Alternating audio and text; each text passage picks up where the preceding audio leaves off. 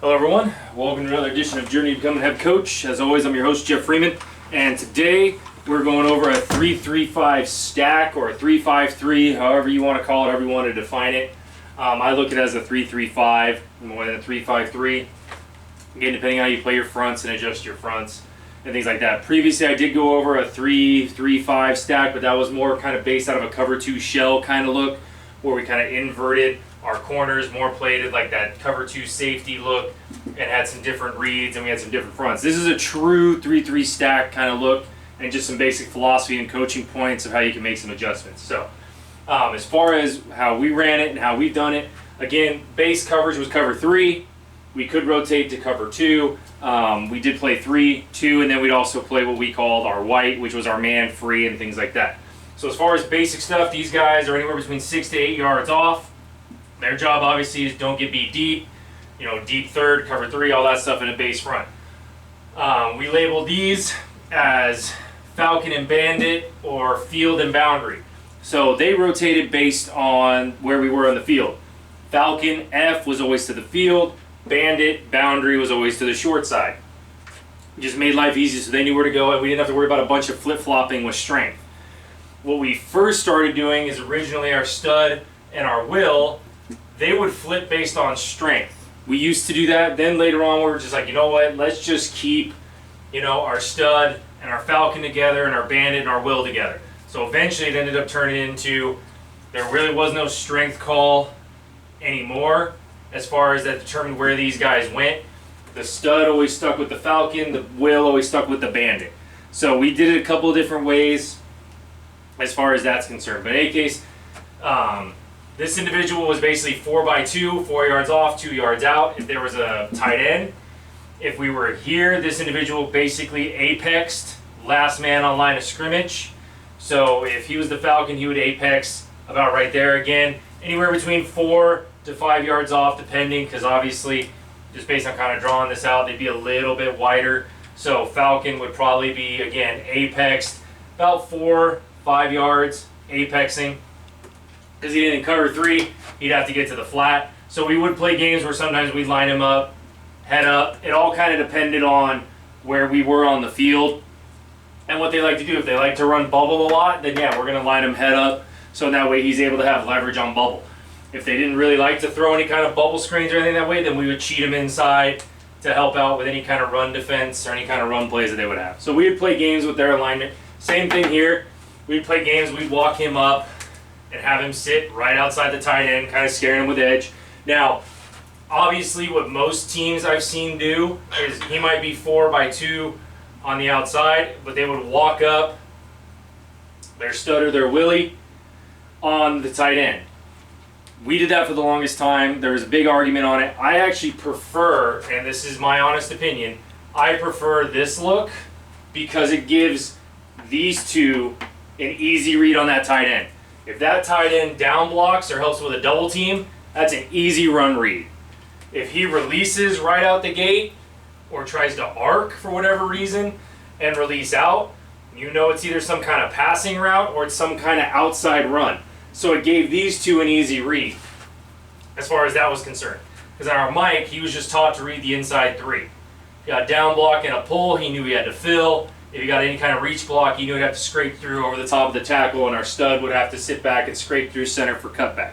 So, as far as alignments, again, 6x8. These guys were 4x2, or they apexed.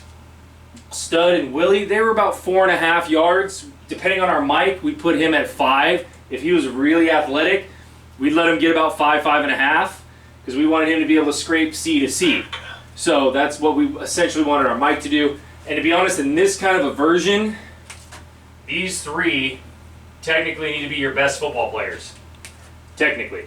When we had, a really good nose and a really good Mike, we were really good against the run. When we had a really good free safety, we were really good against the pass. I mean, when one of those is weak, it hurts you a little bit, but at the same time, you can make up for it depending on how you scheme it. So naturally, these guys, again, like I said, 4.5. These guys were basically interlocked. So depending on what we did, if we pinched them, if we pinched our tackles, these guys' job was to make them right. So if they pinched, they had C gap. If they went out, they had B gap. If they were two gapping, then their job was to make them right. So they would have to read the pressure off the tackle's butt, which way to fill and make the tackle correct. That was essentially their job if we ever two gap, but they were basically in columns and things of that nature. So that's what we did there. As far as natural alignments, we would play some games with, we'd put these guys in 4s or 5s, depending. We'd have them either head up to inside. Honestly, we never really had really strong defensive tackles, so our base was pinch and get heels depth. That was our base. And then our base against the shotgun look was most of the time we had the counter, or not the counter, the inside zone. So it'd be that come across here, he's reading either our backer or our outside backer or the tackle. So we would always have our nose try to win the front side and force the cutback to our mic and our stud. So that was kind of our mentality there. And essentially what I ended up teaching was a cross key here. So the stud would look at the quarterback, the mic would look at the running back. So we had the front side taken up because if they're running any kind of zone, they're all going to take that step and read. So we have that scrape. We have the outside contain here with our bandit. We have outside contain here with our falcon. And so the goal was to get either a cutback. And again, if he got that ball, we knew our mic was basically mirroring that ace back to meet. And if he happened to cut back, he's coming to the to the stud. And if he did pull it, we had our stud looking right off of the C gap for the quarterback, if he did pull it. So we would teach some cross key there, and then sometimes we would read it straight on. It all depended on if their quarterback liked to pull versus if he didn't like to pull. We would play games with that as well. So now how we determined, oh, and then our free safety, I'm sorry. Free safety was 10, no deeper than 12, pyramiding the number ones. So that's how we taught that. Again, he was in basic cover 3, so he was playing basically, midfield. He had to play both sides. He had to be able to adjust and everything like that. So obviously when you have cover 3, you're susceptible to 4 verts. So we always had to pay attention if they like to run 4 verts, when did they like to run it, and things like that. So he could predicate, what receiver did this quarterback like to throw to out of 4 verts and things like that. So we could piece that together and things of that nature. Technically what we liked to do the most is we liked to drop our falcon. Now, of course, because our falcon's supposed to be our more athletic of these two, but at the same time, if you have 2 receivers over here, you really don't want to drop your falcon and then move your free safety over the top, because now, as they see that, there's that quick throw, and your stud has to slide out and cheat, and now your corner's got to come up if you're going to try and, show up late into cover 2. And we always tried to disguise. So, what we liked better was we liked bringing our bandit back, because again, especially against this kind of front, against that front, it just made our life easy, because you're not really going to throw any kind of bubble. You might throw an out route, which is fine because our will can get there. So we would like to drop our bandit backer. Plus, he's the less athletic of the 2, but usually if you're kind of sitting here thinking about it, your Z, more often than not, depending on if your field or boundary, depends on if that receiver is the best one, but it's less ground for him to cover to get over the top of that Z. So we would always like to drop our bandit backer in this kind of a scenario, so then he gets over the top, he knows he's got hook to curl, he's got middle hole, he's got hook to curl, and he's got the flat. So, and usually we would blitz one of these guys, depending, because obviously if you're sitting here in cover 2, we'd probably be blitzing our stud out of this, so then that way our falcon could have hook to curl over the top of the W. We could bring the falcon on this, we could bring the mic. We usually brought at least one guy every time, so then that way our cover 2 wasn't, we didn't have 2 guys in the same spot kind of thing. So we did always bring at least one guy usually. We very rarely dropped 8, to be brutally honest, unless it was late in the quarter or late in the game and we were trying to protect a lead and we'd drop all 8 and, you know, do that quarters or prevent, whatever you want to call it, 3 up, 3 deep, whatever you want to call, however you call that. So that was our game there. As far as cover 2 would look, if they were in a doubles look and they had a true double setup, then we game plan that based on their receivers and based on field and boundary kind of thing. So we would look at it and be like, okay, which set of receivers are their strongest, which inside receiver is their strongest receiver, which outside receiver is their strongest receiver. Do they try to keep both their strong receivers together? Do they try to keep them on another side? So we would look and see how that would go, and then that would kind of determine who we would drop out of the field and boundary. Normally when they were in spread in the middle of the field, we tended to drop our field guy just because of his athleticism, and versus this kind of front where they have multiple weapons and it's a little bit more spread. So then we would cheat, obviously. He would come back, he would roll up, he would bounce out, slide over, ever so slightly. So that's how we covered, you know, cover 2 against spread most of the time when we try to get into cover 2. Because then that way everything's covered again. Still bringing somebody around the gate here and there, but then again in cover 2, we can play some games with our Mike and our Will and things like that. So we would have middle hole, hook to curl. So he would have, you know, his normal flat, hook to curl, deep half, middle hole, hook to curl, or we could blitz one of these 2. So if you really thought about it, whoever we dropped, we tended to bring somebody from the opposite side. That was kind of like the unwritten or written rule when we talked about, like, look, whoever's dropping, it's because we're bringing the other side, so we got to rotate and pull the chain. So if he's going, we got to pull the chain and bring it on over. So that's kind of the simple way we pieced it together and taught it, so that way the kids can understand it. It's like, hey, if we're blitzing from one side, we're rotating towards the blitzing side if we're going into cover 2. And if we're in cover 2 going into cover 3, then obviously, again, it all depended on who we were bringing. So if we were sitting in cover 2, then what we're probably doing out of this front is we're probably saying, hey, we're going to blitz our stud off the edge. So then that way, as we rotate, he's cheating up, he's sinking up to get to the flat, he's dropping back to get to cover 3, flat, flat, and then he's got to cheat and get to the hook, and he's got to cheat to get to the hook. So again, what would happen here is whoever we were blitzing, we would rotate into the blitz. So wherever our blitz would come, if we were rotating from 3 to 2, we would rotate out of the blitz, basically. So if we were in cover 3 and we're rotating to cover 2, then we would rotate opposite. If we're going into cover 3 out of cover 2, we would basically exchange and take the place of the blitzer. So we're bringing the stud, the F is going to rotate up. Just kind of making it real simple. Now, say we're bringing the mic, who's going to rotate? We're going to bring our field guy for the most part. That's just going to make our life easy if we're bringing the mic. Because again, we liked our field guy. If we were running cover 2 and we were sitting in cover 2, we wanted our field guy back. Because again, he was the more athletic of these 2 guys, of these 2 hybrids. So we always wanted to keep him back in cover 2. And we would rotate him up into cover 3. Just kind of made it really easy.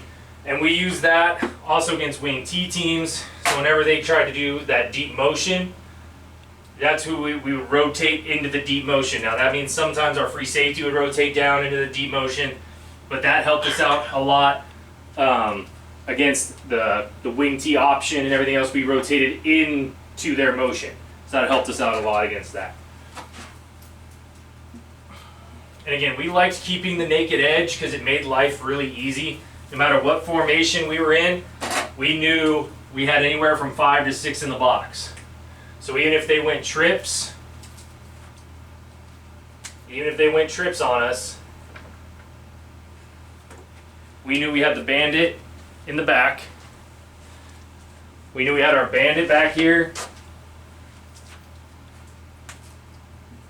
We knew we had our free safety apexing the 2, and we had our other F 4x2. So, and we could rotate and slide if we needed to. If these were really three good receivers, we rotate them out, and we could slide everybody over. So we still have everybody covered, and we still have basically 4 on 3, because we have our deep third, we have our hook, and we have help for any kind of seams or anything like that. Or if they try to run bubble, we have leverage and we have help over the top.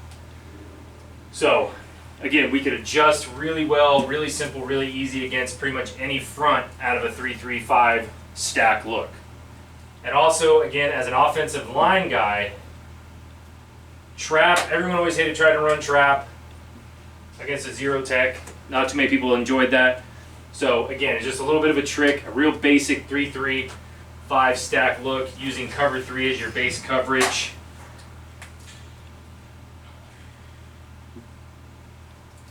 And again, and you can make adjustments. Now when we got double tights, if we ever got double tights, we made the same adjustment. And sometimes you can kind of play this however you want.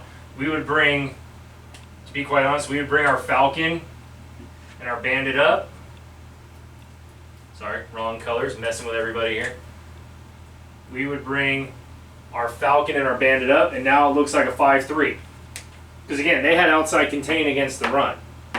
These 6 were meant to guard C-gap to C-gap. These guys had outside contain and boot counter reverse. So that's how we treated it, and that's how we worked with it. So from double tights, they want to condense, we'll condense. They want to widen out, we'll widen out. So it made life really easy that no matter what kind of front they try to give us, we could adjust, expand, and we could adjust based on that. So they want to condense, we would condense with them. They want to expand and go to spread, fine, we can expand and go to spread too, and we can line up inside shade, apex, we can do anything we want. We still have outside contain and run, we still have the flat and cover 3. So it made it really easy for our guys to understand. And then plus 2, again, we had 6 in the box against their 5. So we always had a way to account for that. And again, that read makes it really hard. Because again, when you're in that 4-man front, when you're in a 4-4, 4-3, 4-2, you're giving them that end to read in the zone read. Now they got to make a determination, especially if they see us on film and they realize, okay, well, they're pinching all the time. Okay, who are you going to read? Are you going to read our stack backer, or are you going to read the outside backer? And if you're reading our outside backer, are you trying to throw an RPO off of that?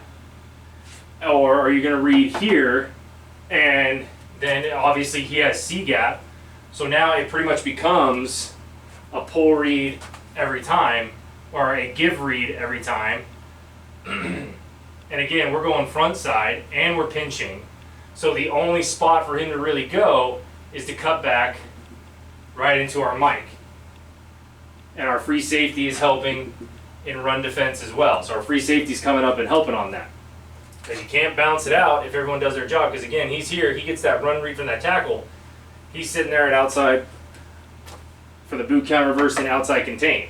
So again, there is no, bang or bounce. He's going to have to bend it back. And again, if we do it correctly. So again, schematically, it works really well against zone because again, it kind of puts that quarterback in a position. If they're not good at RPOs, you're really only reading one guy, and if you know he's got C-gap, then that's the way we're going. And again, if we flip that, if we want to bring that blitz, put the tackle out, bring him up through, now there's really nowhere for that ace-back to go.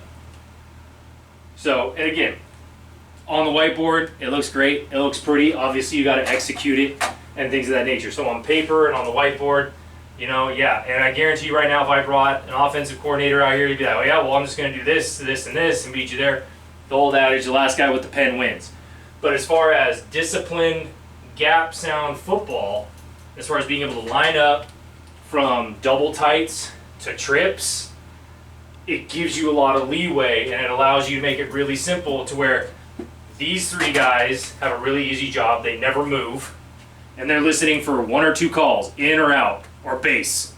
So if you want them to base up, call base. You want them to go in and pinch, pinch. You want them to go out and go outside, then go out. And then if you want to have a specific call for your nose, you can. Again, each week the only thing that changed for him was if they ran zone, we either had him try to win the front side or the back side. That's really all that changed. And that depended on how their exchange went. That was it. So that's how we made adjustments there. But these guys, nothing changes formation-wise, so that's very little teaching you got to do there. That's more emphasis on skill and drill. Same thing here, depending on how you want to call your front. I mean, if you're just flipping field and boundary, they don't have to worry about necessarily reading the strength call. They don't have to worry about flip-flopping. It's just, okay, I'm on the field, I'm on the boundary, done, I'm good. So again, less thinking, more time for reacting. Then yeah, they can call the formation, and if they know that the W and the X are the best receivers, then hey, passing strength is right, passing strength is right, then everybody knows, hey, those are the two best receivers. These two guys, while they're good, these are the two they want to go to. So, and that's kind of thing, they can focus more on reading the formation than worrying about where the strength is. They can read the formation and understand, okay, what plays they like to run out of this and make adjustments. So, giving them less to think about, less to work through, and again, you know, a very simple, and again, everybody knows the faults of cover 3. It's 4 verts. If you know it's 4 verts, then you can build things into that to avoid that, and you can build, again, you can rotate into cover 2. Or, if you have really good linebackers, again, these outside guys are supposed to be hybrid players, outside linebacker safety types, then, if these guys are not where they want to go on 4 verts, this is where they really want to go on 4 verts, then you know that you can play, okay, fine, we're going to play cover 3, but we're also, you know what, we're just going to go man up. Man them up inside, tell them, hey, try to beat me. Or you could also do quarter, half if you really wanted to. If you want to get kind of even more, you know, because that kind of rotates into a 4-2-5 look. If you want to go quarter, half and do something like that, where, again, you can have the corner take here. He's got that side. You can drop him back. And now he's got this half of the football field, especially if this is the boundary. You can have there to the hash, or there to the numbers and hash, quarter, then you have him having the half, and then flat and hook. So you can do something like that if you really wanted to. So kind of play a little games there to help with 4 verts. Especially if you got some weak linebackers, you can do some quarter, half play. Or again, if you got the athletes, you can run man. So those can be your adjustments to help out with 4 verts if you needed it. Because again, if they want to run 4 verts, and you're able to run that quarter, half, and he gets here and able to reroute, he can sit over the top. Now granted, if you teach your corner properly, that hey, yeah, if there's no threat, drop. So if these guys are running and this ace back is blocking, because you brought somebody, you brought your Sam or your Mike, and he has to stay in and block, and your corner knows to sit until the flat is threatened, and that means by he's out there and caught the ball threatened, not he's just out there picking grass threatened. So if he keeps dropping, now you've got 3-on-2. You've got help from the will to reroute. You've got help from the corner to help with the X. And again, depending on who you're bringing out of these two, if he gets to the flat, if he drops, and he gets over the top, and they're still running that 4 vert concept, same thing. If the flat isn't threatened, he keeps dropping, you have 3-on-2 and 3-on-2. So it helps in that regard. So then that way you can avoid the 4 vert fallacy or the 4 vert threat out of an odd front. Try to do a quarter, half kind of idea to where that helps. And again, that's all predicated on, again, you either end up with 3-on-2 or you could end up with 2-on-2, depending on what your corner does. If your corner sees that ace back and he comes up, then yeah, your Falcon's kind of in a bad spot. If he's dropping late and gets stuck, yeah, he's going to have to pick, but obviously, which one's the harder throw? This one's the harder throw. Depending on where they're on the field or on the sideline, if they're on the sideline, that's the harder throw. This is the easier throw. And depending on how fast your will linebacker is able to get out there and reroute and help, then you're covered there. And again, his job is to reroute as he's going to the flat. So it's not just take off. That was one thing where we did struggle, was rerouting. We got better as the year went on, but rerouting was hard for us because they were so focused on getting to their zone. It's like, well, guys, if you just reroute, you can hit the guy and keep your eyes somewhere else. You know where he's going to go. So as he comes up, reroute, and then work your way to the flat. Because you know the corner is over here in cover 3 to cover the Z. So if the Z keeps dropping, you don't have to get there fast, especially if you notice there's no threat. You can just keep dropping. And that gives the free safety time to get over the top, or at least sink back into his normal cover 3 spot, depending on what you're doing, whether it's cover 3 or man under, or whatever you want to do there. And again, blitz packages, we always brought somebody. So, I mean, honestly, probably our favorite one was just Willie. I mean, just because our Will was our best blitzer at the time, and that's just what he was. He was a really good blitzer. So we would play games of, you know, again, we would just play games with these two guys. We bring him inside, blitz him outside. We do all kinds of things, and then one of our, you know, those are all of our single blitzes. And obviously, you can bring Bandit off the edge, Falcon off the edge. You can bring a Willie, you can bring a Mike, you can bring Sam. As far as some of our more two-man complex ones, we had what we would call Arrow, and that was essentially his job was to come hard through. The Bandit would come hard off the edge through the tackle, and then our W or our Will would come off the edge there.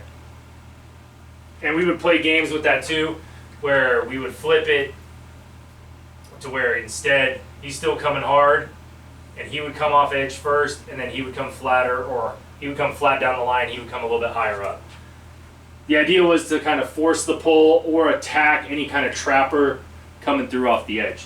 Those are more of our two-man style blitzes that we'd play games with on that front. And, you know, we did blast.